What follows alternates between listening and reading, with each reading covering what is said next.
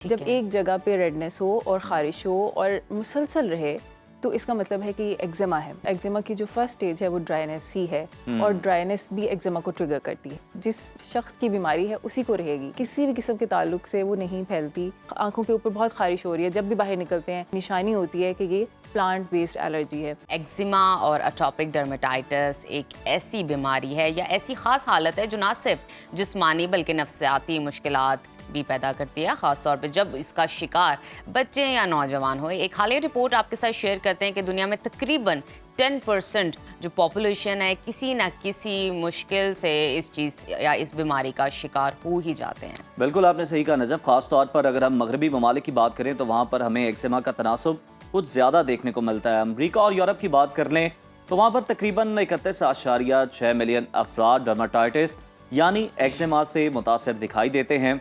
और साथ ही तशवीशनाक बात यह है कि पाकिस्तान में भी इस बीमारी का फैलाव तेजी से बढ़ रहा है।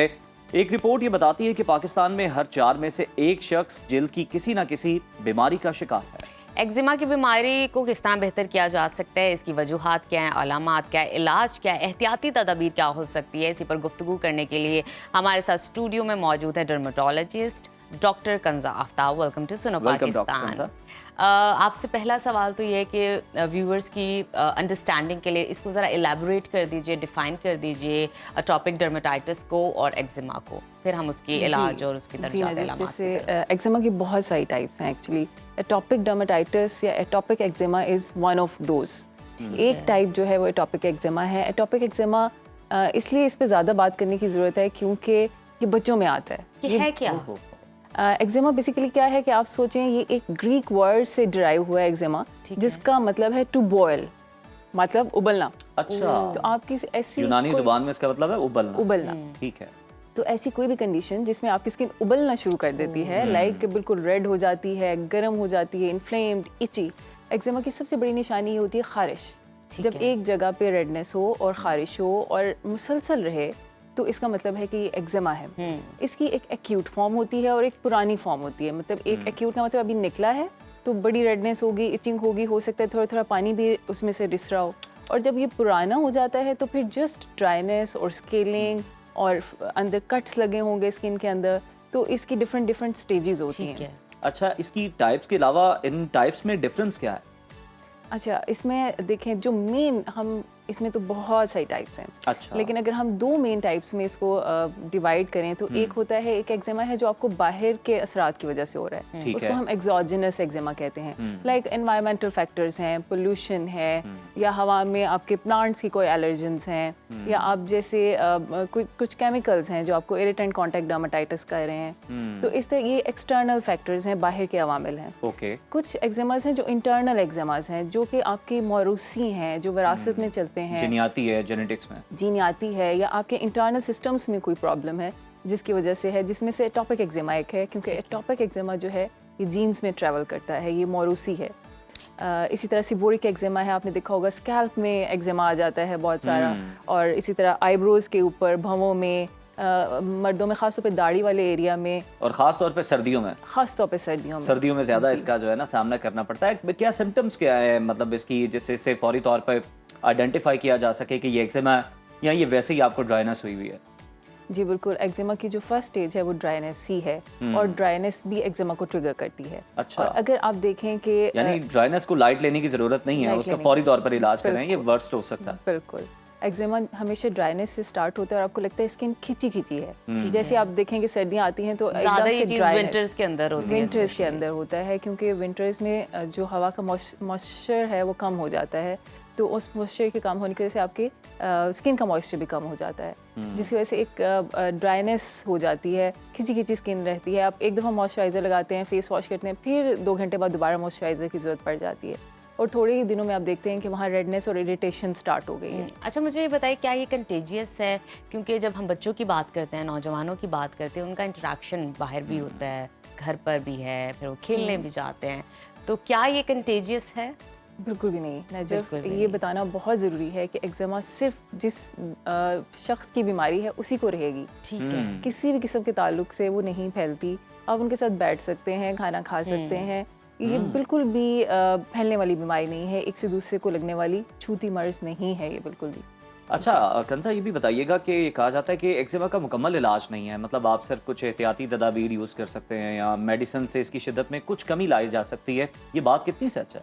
ये बात बिल्कुल सच है कि इसका मुकम्मल क्योर नहीं है, लेकिन इसको इलाज के साथ बहुत देर तक दबा के रखा जा सकता है। लाइक आपकी स्किन बिल्कुल नॉर्मल रह सकती है अगर आप कुछ एहतियाती तदाबीर करें। जैसे हमने कहा कि कुछ एक्सटर्नल, अगर आपको पता है कि मेरा एक्सटर्नल एक्जिमा है, मुझे आप लोगों को पता होता है कि जी मुझे इस प्लांट से एलर्जी है, या मैं ये वाला सोप लगाता हूँ तो मेरे स्किन खिंच जाती है। अच्छा, इस्लामाबाद में खासतौर पे ये बड़ा मसला होता है, लाहौर में तो नहीं, पोलन का, ये भी कोई असरअंदाज होती है इस पर? जी, पोलन जो है बेसिकली पोलन सांस की बीमारी करती है, यानी एज़मा, जो कि अगेन एक एलर्जिक रिएक्शन है और उन बच्चों में ज़्यादा होती है जिनको एटोपिक एक्जिमा होता है। तो पोलन बिल्कुल एलर्जीज करता है, लेकिन वो सांस की एलर्जी करता है, स्किन की एलर्जी नहीं करता। लेकिन कुछ और ख़ास किस्म के क्या उन्हें मटेरियल्स कहते हैं जो कि प्लांट से एक्सक्रीट होते हैं और हवा में फैल जाते हैं, और फिर वो लोगों को ख़ास तौर पे एक्सपोज्ड एरियाज़ में, लाइक अगर आप देखेंगे आंखों के ऊपर बहुत खारिश हो रही है, जब भी बाहर निकलते हैं फेस पे इचिंग शुरू हो जाती है या आंखों में खारिश शुरू हो जाती है, तो ये एक बहुत बड़ा हमारा एक निशानी होती है कि ये प्लांट बेस्ड एलर्जी है। और फिर उसमें सूरज की एलर्जी भी ऐड हो जाती है, तो फोटो सेंसिटिविटी भी स्टार्ट हो जाती है साथ में। अच्छा किंसा, मुझे ये बताइए कि जैसे कि आप जानते हैं विंटर्स आ गए, विंटर्स के वैसे ही स्किन से रिलेटेड बहुत इश्यूज होने लगे, ड्राइनेस हो जाती है लोगों को, वैसे इचिंग शुरू हो जाती है, फिर लोगों के वैसे भी कुछ इश्यूज हैं पिंपल्स से रिलेटेड जो ड्राइनेस से प्रोवोक होते हैं। क्या एहतियाती तदाबीर हैं विंटर्स के लिए जो हम अप्लाई करनी चाहिए ताकि हमारी स्किन जो है बेहतर रह सके? जी बिल्कुल, सबसे पहले तो मैं ये कहती हूँ कि अपनी स्किन को मॉइस्चराइज रखें। मॉइस्चराइज बहुत सिंपल तरीका है कि हम रोज़ाना शावर लेते हैं, तो हमेशा जो भी आपका मॉइस्चराइज़र आपने घर में रखा हुआ है उसको आपने वेट बॉडी के ऊपर लगाना है, गीले जिस्म के ऊपर लगाना है। ये नहीं कि बिल्कुल तौलिए से रगड़ के सब ड्राई करके बॉडी नहीं, बल्कि वेट। जी, स्किन पे हमेशा तब एब्जॉर्ब होती हैं चीज़ें जब वेट होती है बॉडी। आप देखते हैं कि जब बहुत बड़ा पॉइंट आपने बताया, किसी के जहन में नहीं होगा। ठीक है, तो जैसे अगर आप अच्छे मॉइस्चराइज़र अप्लाई कर लेंगे शावर के बाद, तो मेरा नहीं ख्याल कि आपको सारा दिन किसी मॉइस्चराइज़र की ज़रूरत पड़ेगी।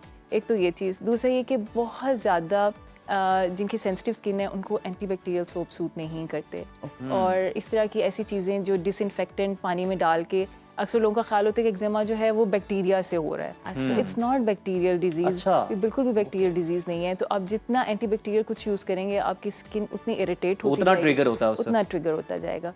तो ये बताना बहुत ज़रूरी है कि मॉइस्चराइज रखना है। आप साबुन ना भी इस्तेमाल करें, या आप बहुत मॉइस्चराइजिंग कोई साबुन इस्तेमाल कर लें, खाली पानी से भी धो लें, सारा वॉश कर लें और उसके बाद अपना मॉइस्चराइज़र अप्लाई कर लें। अच्छा डॉक्टर कंजा, ये भी हमें बताइएगा कि जो एक्जिमा के मरज़ में मतलब मुब्तला हो जाते हैं या उसका शिकार हो जाते हैं, रोज़मर्रा ज़िंदगी में उन्हें कौन सी एहतियाती तदाबीर आप सजेस्ट करेंगे?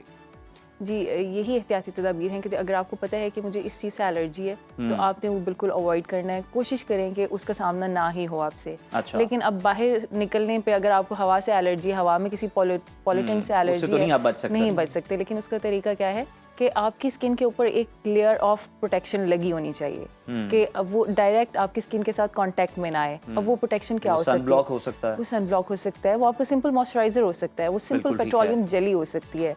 कोई भी एक मॉइस्चर की लेयर अगर आपकी स्किन के ऊपर लगी होगी तो कोई भी एलर्जन इन कांटेक्ट नहीं आएगा, एलर्जीज नहीं होंगी। अच्छा, लास्ट में सर्दियां तो सर्दियां आने वाली हैं, स्किन के बड़े मसाइल होते हैं, कोई लास्ट में कोई टिप आप हमारी ऑडियंस के साथ अगर शेयर करना चाहें तो?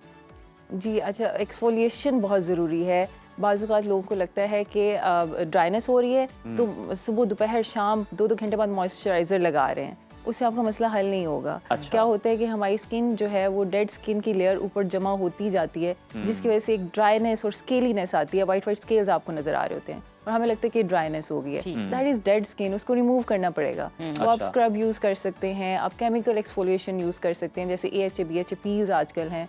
तो वंस अ वीक अगर आप AHA BHA पील यूज़ कर लें, या वंस अ मंथ आप हाइड्रोफेशियल ले लें, या आप सिंपल स्क्रब कुछ यूज़ कर लें, तो वो एक्सफोलिएशन हो जाती है और आप देखेंगे आपकी नीचे वाली स्किन बिल्कुल मॉइस्चराइज्ड और प्लम्प और हाइड्रेटेड होगी। तो बार बार मॉइस्चराइजर डिपेंडेंट ना हो, बल्कि एक दफ़ा पील ऑफ कर लें, स्क्रब कर लें, अपनी स्किन को ज़रा रिफ्रेश कर लीजिए। बहुत शुक्रिया कंजा आपके आने का। आपने बहुत सारी इन्फॉर्मेशन हमारे साथ शेयर की कि स्किन को आप किस तरह मज़ीद बेहतर बना सकते हैं।